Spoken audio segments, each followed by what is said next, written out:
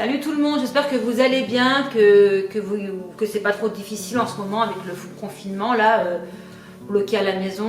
J'espère que vous en profitez pour prendre soin de vous et puis de rester surtout positif, parce que c'est vrai qu'en ce moment avec tout ce qu'on entend, c'est super compliqué de rester calme dans sa tête. Mais faut se dire que après la pluie vient le beau temps, donc faut essayer de rester positif, même si c'est pas facile, parce que franchement tout est fait pour qu'on soit stressé, les informations, tout ce qu'on entend à la télé, le virus, etc. Voilà. C'est un espèce de combat intérieur à faire pour rester calme, mais on va y arriver. Il faut se dire de toute façon que après la pluie vient le beau temps, donc voilà. La lumière au bout du tunnel, il faut toujours essayer de rester les yeux fixés dessus, de se dire de toute façon ça va aller. Sinon on pète les plombs et on perd la foi et on devient malheureux. Donc voilà. Donc en fait je voulais vous faire une petite vidéo, j'espère qu'elle va vous intéresser. En fait c'est sur l'argile. J'ai déjà fait une première vidéo où je parle d'argile. Je voulais en faire une deuxième parce que ça me tenait à cœur, parce que j'adore ce produit. Et je voulais vous donner un peu plus de détails en fait à ce sujet. Je voulais vraiment vous encourager à avoir ce fameux sachet en fait dans vos placards. Donc on va commencer. Donc pourquoi je vous encourage à avoir de l'argile chez vous? Alors tout simplement parce que déjà ça coûte rien, ça coûte entre 4 et 5 euros le sachet de 300 à 400 grammes, donc vous n'allez pas vous ruiner. C'est un produit, j'appellerais un espèce de produit couteau suisse en fait. C'est un truc, franchement ça peut vous servir dans plein de situations, vous imaginez même pas. Ça se trouve partout, pharmacie, magasin bio et tout, donc vous n'allez pas du tout galérer pour en trouver. Ça peut être utile dans vraiment plein de situations. C'est utile de manière interne, externe, et ça peut être aussi utilisé de manière préventive, donc c'est quand même intéressant à savoir. Il faut savoir que même les animaux eux-mêmes se soignent avec de l'argile quand ils sont blessés et malades. Donc pour vous dire, en fait les deux grandes fonctions de l'argile, c'est que c'est un détoxifiant et un reminéralisant. Donc c'est pas rien du tout. C'est un concentré d'oligo-éléments et de minéraux. Alors pour vous en citer quelques-uns, c'est riche en fer, en magnésium et en potassium. C'est surtout riche en silice parce qu'il y a plus de 60% de silice dans l'argile. La silice, c'est vraiment intéressant à savoir parce que c'est une minérale en fait qui joue un rôle hyper important en fait pour maintenir la santé osseuse et musculaire et ligamentaire. Donc c'est quand même intéressant et bon à savoir. Grosso modo, en fait, les grandes lignes, en fait, tout ce qui est inflammation intestinale, type gastro, l'acidité en excès, pensez à l'argile. Vraiment, c'est super efficace, ça vous évite de prendre rendez-vous chez le médecin, d'attendre des fois 15 jours. Là, franchement, même la diarrhée aussi, ça soigne, vraiment, ça marche très bien. Tout ce qui est inflammation cutanée, type eczéma, brûlure, les plaies, ça marche très très bien. Inflammation articulaire, type tendinite et tout, franchement, essayez, vous ne serez pas non plus déçus. C'est un espèce de médicament magique qui coûte pas cher et franchement, ça vaut le coup d'essayer. Alors là, en fait, il y a pas mal de mes sources en fait qui me viennent de Jade Allègre en fait. Alors Jade Allègre, en fait, il faut savoir que c'est une naturopathe et un médecin, pardon. Alors grâce à elle, en fait, on a les deux points de vue. On a le point de vue scientifique et naturel en fait sur l'argile.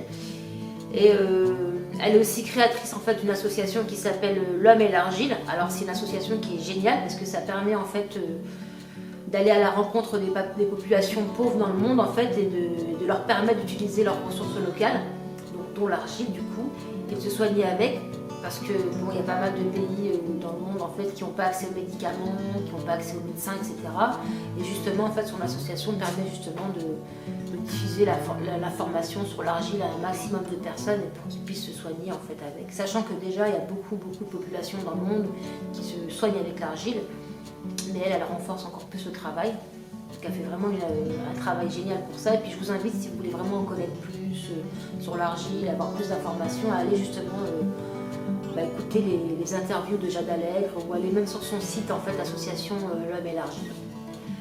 Donc voilà, donc en fait je vous ai énuméré en fait toutes les maladies en fait qui peuvent se soigner grâce à l'argile.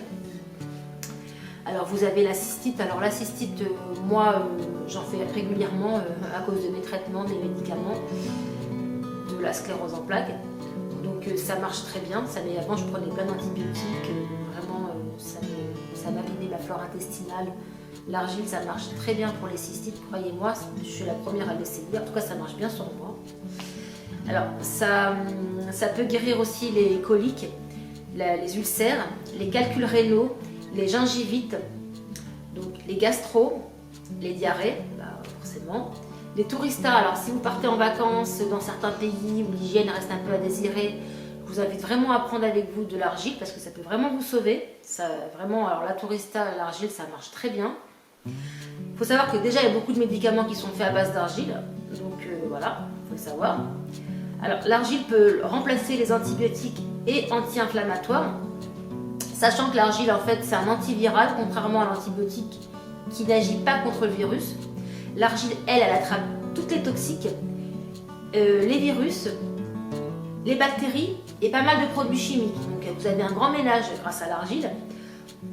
Et tout ça en fait sans vous altérer en fait votre flore intestinale. Et ça c'est quand même intéressant parce que bon, les antibiotiques souvent quand on les prend, peut-être qu'on les guérit, mais souvent ça nous abîme notre flore intestinale et ça c'est pas terrible du tout. Donc par contre attention si vous prenez des traitements médicamenteux, même de la phytothérapie. Il faut savoir que l'argile en fait elle annule en fait tous les effets des médicaments. Donc si vous prenez de l'argile et des médicaments, arrangez-vous pour que ça soit bien éloigné en fait les deux prises. Vraiment un maximum de temps, 2-3 heures, même plus. Parce que l'argile en fait elle absorbe tout en fait. Donc elle ne fera pas la différence entre le médicament ou le toxique. Donc voilà, il faut laisser vraiment un maximum de temps entre l'argile et la prise de l'argile et la prise du médicament. Donc, alors en cataplasme, migraine, pareil en cataplasme, ça fonctionne très bien. Les plaies, les brûlures, ça je l'ai déjà dit, franchement, brûlure, on n'a pas fait mieux que l'argile.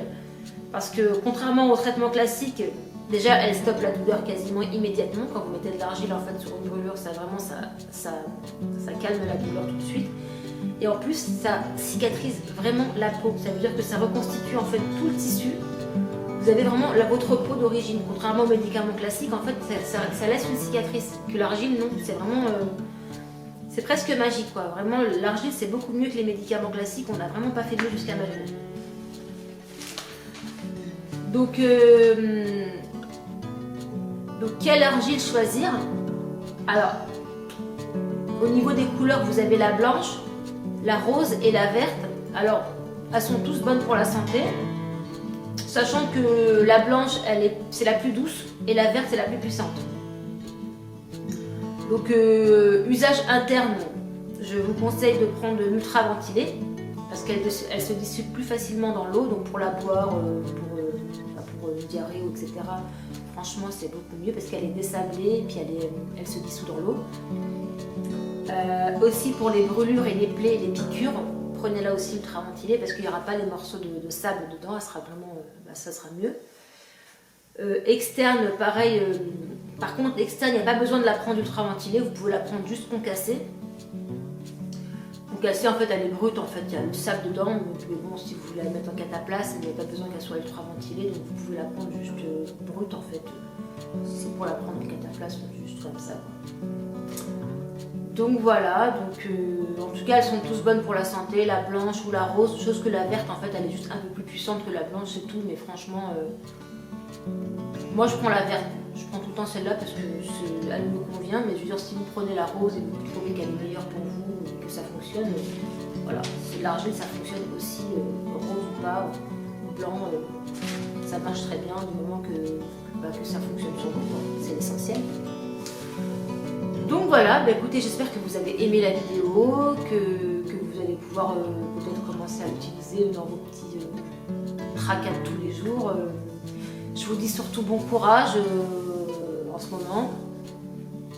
Surtout prenez soin de vous, restez positif. C'est pas toujours facile, mais restez positif, ça c'est votre seule arme en fait face à toutes ces infos qui vous polluent la tête. Restez positif, prenez soin de vous. Et je vous dis à bientôt, salut!